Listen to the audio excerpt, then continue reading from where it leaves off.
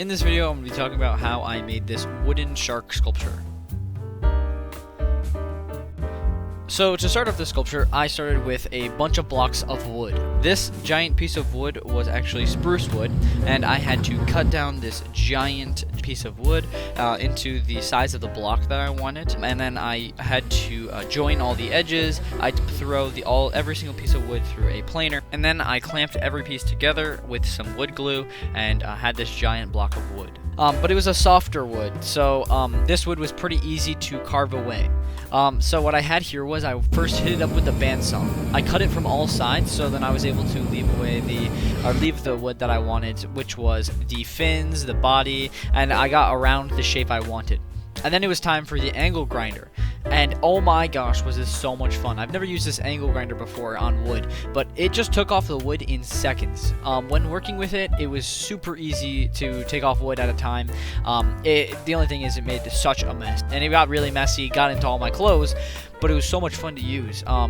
It took off wood really easily, so I was able to refine the shape from the bandsaw cuts that I had gotten down into like the shark shape that I wanted. The only struggle I think I had with this project was getting the right body type to give across that it's a shark or a fish, and I also struggled with the curve of the body. So I wanted this fish to be curving, and I didn't know. I tried to sketch out on the block, but then once I hit it up with the bandsaw, the pencils disappeared, and then it was a lot of going by eye, which is probably my fault because this project was rushed. But I think that it was my first time wood carving, so I should give myself benefit of the doubt. But I think if I was going to do this again, I would come up with a better plan and a more thought out a plan before I started. And like I said, this project was rushed. I believe I finished the sculpture in 2 weeks. So yeah, it was very rushed. The only reason was because this is for my sculpture class, and it was going to go inside the gallery that our school had, which has already happened, and it's already in the gallery, which is what you saw at the beginning of the video, where it's on that pedestal there. There's a bunch of student work, and this was under the works, my sculptures that was going inside the show, which was a lot of fun to make, and the show was really great and good time to go. But anyways, yeah, I had rushed, so then this piece went into the show. I'm glad I got to wood carve, because I really wanted to do a project where I was able to carve a giant block of wood and just go at it and make something that I wanted, just anything that I wanted, because I had a lot of freedom in this project. One thing that did happen that I was not planning on, I was grinding with the angle grinder, and maybe I was just too aggressive and I pushed too hard, but one of the fins just went flying off of the sculpture while I was grinding down. It hit the wall and went flying across the room. So that's a little dangerous, but I ended up gluing that back on, and I also had to glue back on the top fin of the sculpture.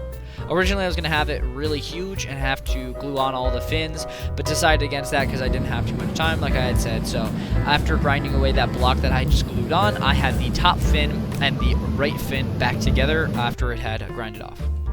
The only thing about the angle grinder is it didn't get the wood completely smooth, so I had to go in with this mini, kind of like palm sander, I guess, but it was like this weird gun, and it spun this like mini disc that just sanded it. Really fun to use, actually, and refined the sculpture pretty well.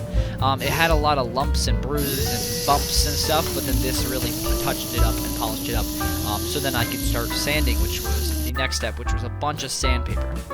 I really wanted to go down to a really fine grit and make it a super soft, but again, I was still in a rush, so I decided against that and went only down to 220 grit or 300 grit. I didn't go down too fine. I started off with an 80 grit and a 50 grit, and just started going at it and taking away those giant imperfections, and then gradually got down to smoother sandpaper to really smooth up this sculpture. I didn't want to take away all of the imperfections because I kind of like that it looks handmade, so that's pretty cool. The palm sander also came in handy here to get the giant surfaces, but I really had to be careful with the fins because they were definitely breakable. But then this was the final result. I just rubbed on some finish, some wood polish or wood finish, and I'm pretty happy with the way it turned out. I hope you guys enjoyed the video. Hope this helped. I'll see you in the next one.